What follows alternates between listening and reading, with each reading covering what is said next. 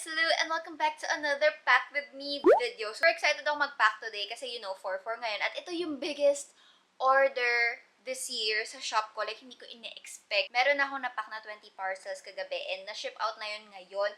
So today, maaga pa at nakaka-54 parcels na ata ako. Sa Shopee pa lang yun hindi pa counted yun sa Lazada. Well, konti pa lang naman yun sa Lazada ko kasi kaka-open ko pa lang ulit ng shop ko. So if you remember dati, ang ating packaging ay envelope lang. Ngayon, naka-bubble mailer na tayo mga sis. So we have this yellow bubble mailer, tapos naka-stamp ang aking logo. Manually ko yan ini-stamp at saka ito parang thank you letter lang dyan. At nakalagay sa baba, syempre, please recycle me.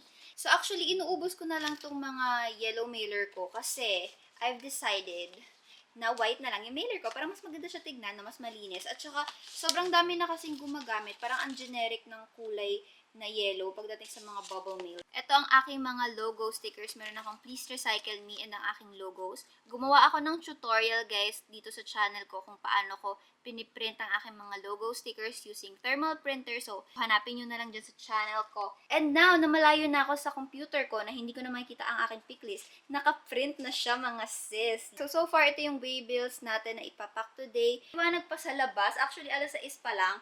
And if you know me, gabi ako nagpapack ng mga orders. Pero ngayon, aagahan natin mga sis kasi ang dami nito, no? So, we also have my baby. Oh, cute. Anyway, ito yung stocks natin, guys. Dito ko.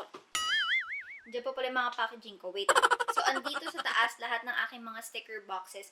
Actually, nag-worry na nga ako kasi madadagdagan pa yung mga designs ko ng sticker boxes. And as you can see, halos puno na siya. Halos sakop niya na yung buong drawer. This is the second drawer. Dito nakalagay yung mga malalaking stickers. Mga notepads, mga stamps ko. Like this one. Ito yung mga notepads natin. Ito yung mga stickers. Ayan. So, someone decided na maki-join in sa ating pagpapack today. Ayan, si baby Gigi, ang baby Nana. So, this is the third drawer. Andito pa yung mga extra stocks ko for the sticker boxes. Ayan, mga extra stocks. Ayan, ayan. At ito ang aking malalaking stamps na hindi ko ine-expect na ganito kalaki. Naloka ko sis, akala ko hindi siya kakasya dyan sa lagayan. Tapos ito yung kakagawa ko lang na logo sticker. Also, na-realize ko rin na dapat sunod-sunod mong kukunin tong mga items na to. For example, ang unang-una ko ay vintage plant stamp, vintage stickers na 4. So, nakalagay sila dyan sa unahan. Kasi ito rin yung pagkakasunod-sunod ng mga orders mo based dun sa waybill. So, mas madali kung susunod-sunurin mo yan.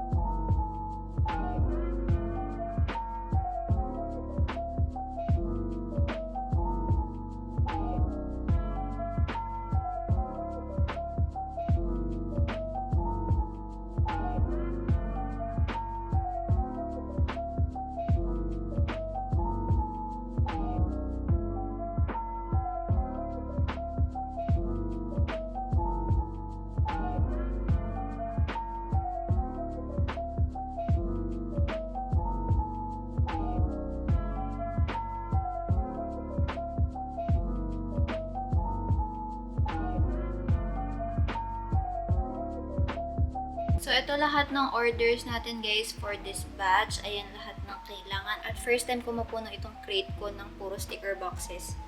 Lumampas na siya guys. I'm so happy! Daming orders.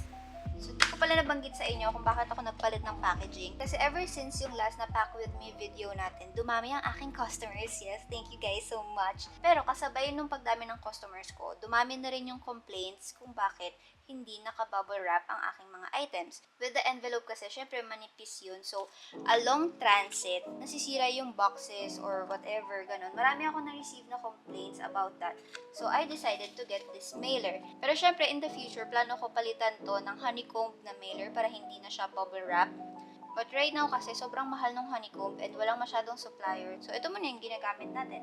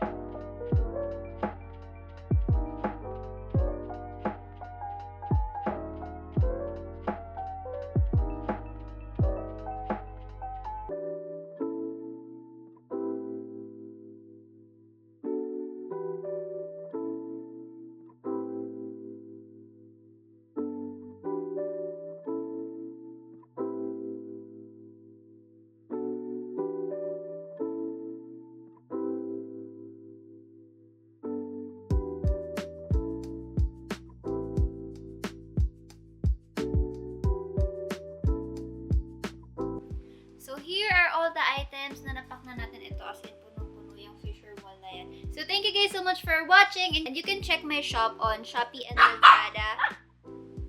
SwitchcraftPH. Yun lang guys. Thank you so much for watching. I'll see you on my next